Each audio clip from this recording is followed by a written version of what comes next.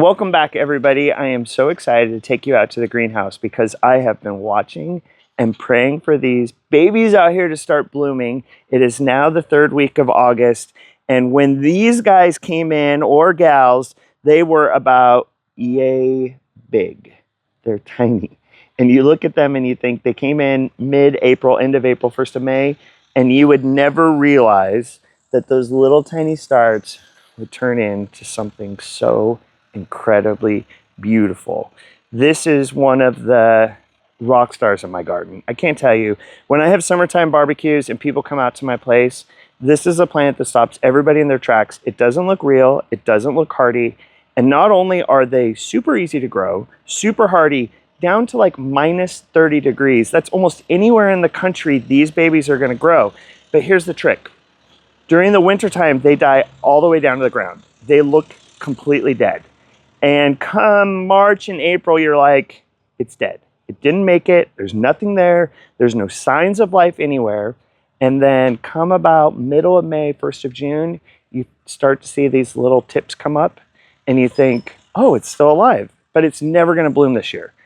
Those little tips will turn into gigantic bushes of flowers that bloom from August all the way through September into October. And then comes fall again and they die back. We have a whole array of colors of these. They're absolutely fantastic. This is a newer one, came out, I think last year. It's called Watermelon Ruffles. You can see the petals on the foliage have more of kind of a ruffled look to the outside. It's also a little more thicker of a flower than some of the other varieties. Really happy with this one. It's gonna get about 4.5 feet tall. So I mean, it's fairly large, but they actually have a couple newer varieties that are a little bit more compact. This is a brand new one this year. It's called Cookies and Cream. Beautiful full white blossom. And the foliage in the greenhouse in here doesn't get super concentrated light. So the foliage just doesn't get really dark. Out in your garden in the full direct sun, the foliage will be much darker, and then you'll see that bright flower up against it. And look in here. Look at all those buds. Like, just absolutely loaded. This baby is going to bloom non-stop through the end of summer and through fall. The dark foliage, the white flowers, so beautiful. And I was hoping that this flower would open. Look how close it is in here. This is one of my favorite varieties. This is Holy Grail from Proven Winners. It has really dark foliage and this beautiful true red blossom. It is so beautiful, so pretty. The dark foliage, red flowers. I have this all over my garden. I love it so much. Another dark leaf variety that's not blooming right now. This one's called Edge of Night. Jessica, kind of come and look at the top of it. See all of those buds that are just coming out? Oh my gosh, this is going to be completely covered in blossoms. It's hard to believe that these gigantic tropical flowers are that hardy, but they are. They are super easy to take care of. Everybody that comes by your garden is going to love them. You are going to love coming out this time of year. It's so nice to have new flowers. Oh, I'm so excited. I love these plants so much. But there's some other new stuff. I know I've been teasing it for a while, and I have a whole bunch of plants that I want to show you. So come follow me. Welcome to my secret stash. I have been holding on to all of these beauties for months now, saving them for the right time to show you because as a Proven Winners grower, I get a chance to grow all of the new plants for 2026. In fact, I'm growing a lot of these for a big show that's going to be in the Northwest called the Far West Show, where Proven Winners will introduce all of these to a lot of the retailers. I know a lot of YouTube channels and stuff have been showing the new plants for months now, but I wanted to hold off because I've had a chance now to work with some of these plants for a couple months. I have a little bit better understanding of how they're growing, what they're doing, and August 23rd at Bauman Farms is your chance to come on out here and get a chance to vote on your favorite. Not only will we have all of the new Proven Winner stuff, but starting that morning at 9 o'clock, you can come and see all the new Proven Winners, a lot of the new stuff from all over the world. And I want to know from you, which is your favorite new plant. You go around, you pick a flag, you put it into your favorite. It's really fun to see what everyone else is picking. There's always some pity votes where some people are like, oh my gosh, this little plant is so cute and no one has voted for it yet. But it's so much fun. It's a great chance to see everything all in one place And I have extras of all of these plants. And as long as those supplies last, you, after you vote, get to take one home for free. At 10 o'clock that morning, I'm going to do a class where I kind of walk you through all my favorite varieties. But let's get started. There's so many different ones here. This is the brand new petunia this year from Proven Winners. You can see I haven't done anything to these. I just leave them out here and let them grow so that you can kind of get a good sense. Look at the flower coverage on this. This is going to be in the Vista series. This one is called Cool Jazz. It's very similar to Jazzberry, but a little bit lighter of a color, similar flower size, similar growth habit. My guess is it's kind of a sport off of Jazzberry, but Cool Jazz is going to give you another layer of color for your garden that's going to give you the vigor and power of a Vista petunia. I did some trial baskets. This is one that I did here, and you can see I talk a lot sometimes about how certain petunias can overpower other petunias. In this basket, I put 2 Cool Jazz, I put 2 Royal Velvet, and then in the center, I put this Tradescantia. I call it Purple Heart. I think Proven Winners calls it Purple Queen. You can get it through Proven Winners as well, but you can kind of see what happened in this basket. Cool Jazz totally overtook the Royal Velvet. The Purple Tradescantia did well, but it's given us a nice round habit, good ball of color, good color on the flower, good color on the foliage. So all in all, I think it'll be good. You just got to be careful what you pair it with. This is another petunia from Proven Winners, and check out the flower coverage on this. I want to check this right behind you, Jessica, because I don't even know all the names of these yet. I think it's Pink Cloud. Yeah, it's beautiful. Really nice light pink color. Great flower coverage. Really nice compact habit. But I want to show you a little bit with the growth habit here. Jessica, let's go over and go look at this basket. So what happened here is certain petunias will kind of grow up and then they'll kind of fall down as they get too heavy, just because the branches don't support themselves really well. And that's what you see here. So this fell down, it's filling in. Now that this is getting light, this all will fill back in again. You'll get good coverage. But just something to remember when you grow, don't freak out. This particular one is, I think, going to be a little bit more moundy and then kind of tend to want to open up. You can see it a little bit in some of these. So what you'll see is like this fall down like this. And then as the sun comes in, it'll fill back in and look real nice. But I like a smaller blossom. When the blossoms die back, you don't see as much dead flowers on here. Even though all of Proven Winners petunias don't require any deadheading, you just won't see that in these nearly as much. Let's go down and look at their new bid-ins for next year. This is a new one right here. I'll have Jessica throw the name up on it. It's Blazing something, but I don't even have the tag here for this new one. Jessica will put it up so you can see it. Really pretty red color. It's always funny in the trial gardens. Bid-ins are not one of my favorite flowers because later in the season, they just don't hold up as well. They get kind of covered in these little seed heads here. And those seeds, like especially in the nursery, like stick to you. It's just like personal preference. But in our trial gardens, so many gardeners love this plant because it is so easy to grow. It blooms for such a long time and it's very vigorous. So it really does well. I don't even have any of the combos up here, but I'll show you some at the trial garden when you come out. This really takes over. Super vigorous plant, but I mean, look, this is the middle of August, completely covered in flowers. Really pretty, very easy to take care of, really nice. Check out this plant, a little different. It has kind of like a succulent look to it. It's one of those plants where you just want to touch and grab it. Very interesting. I've never worked with this plant before. I've given it a little bit of a trim just to kind of get it to fill out a little better, but look when you pair this together. I think that silver, purple, and that Cool Jazz are so pretty together. I have these out in full direct sun. They've been doing really well. Like, look over here, Jessica, you can kind of see just this sea of this nice foliage.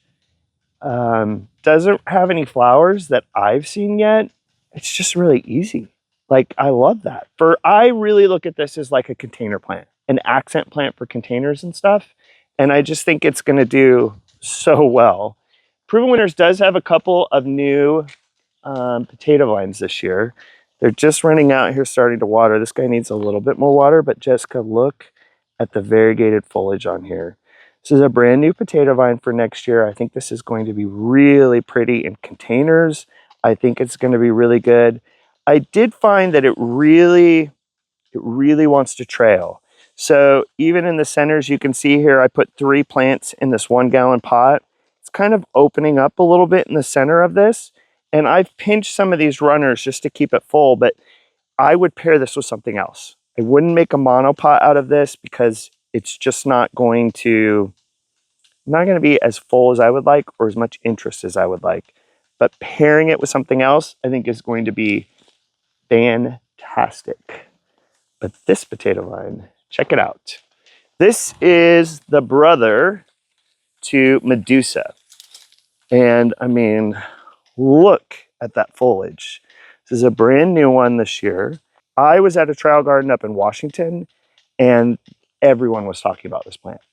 Not because it's cool by itself, but you can put this with anything and it's just done so well. This basket needs a little bit of water, but it has been hot here recently, well over 100 degrees. This is with Cool Jazz. A lot of times I get angry at Proven Winners because I feel like their combos sometimes are a little too manicured in their catalog. Like, it doesn't just neatly play well with others a lot of times. So that's why I want to grow my own containers to see. But look at this. Look how nice it has mixed in with this petunia. So you really get a nice mix of the petunia and of the foliage. I'm super impressed with it. I think it is very unusual. I love the texture of it. I love the dark color because it really makes all of your other colors really pop out against it. I think it's going to be a real winner. This is a new variety of James Britannia coming out next year. There was a new variety last year that Safari something or other, Dusk maybe, really pretty color. They do really well in the Northwest summer. And this beautiful red with the yellow center, I think it's going to be really nice. I need to play with it a little bit more in the spring in the Northwest to see how well it holds up in baskets and combos during the springtime, because when the sun comes out, it is nonstop, beautiful, amazing. Let's look at this basket down here, Jessica. You do see it kind of did what I was talking about with Pink Cloud Petunia. It kind of came up and fell down. So again, it's left this open. It will fill back in. But I think pairing this with warmer colors for summertime, maybe a little bit cooler colors, royal velvet, something else for the springtime, is really going to fill it in, add a different flower, add a different texture to your baskets and combos. And the red is really pretty.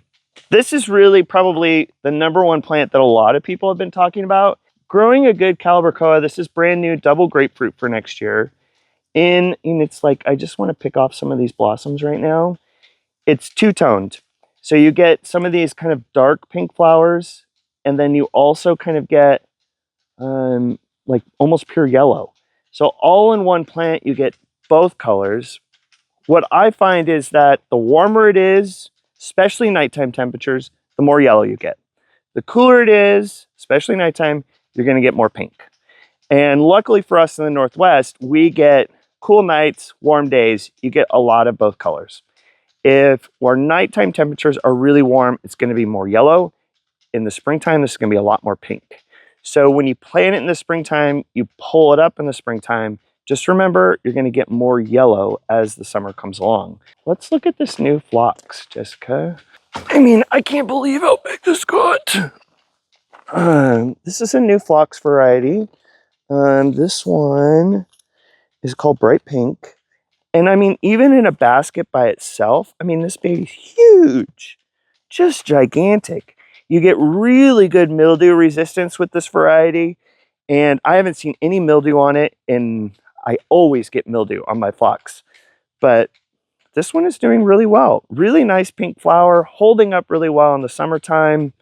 I've been really impressed with it. I got a few more down at the end. Scaevola. Last year, Proven Winners introduced the Star Diva Scaevola, which has more of the star, more typical flower shape. This is Whirlwind White Scaevola, and it has your fan flower. I have barely touched these, and look at how tight and compact that habit is. A lot of times with Scaevola, you get long arms coming out, which is nice for baskets and containers, but they just don't look good by themselves.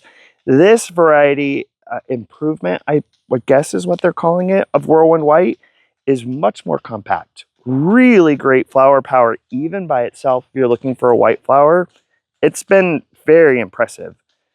This is a new Onanthera, and for a drought-tolerant flower, wow, what a bright color. Pairing this with that lava red James Montania would be beautiful.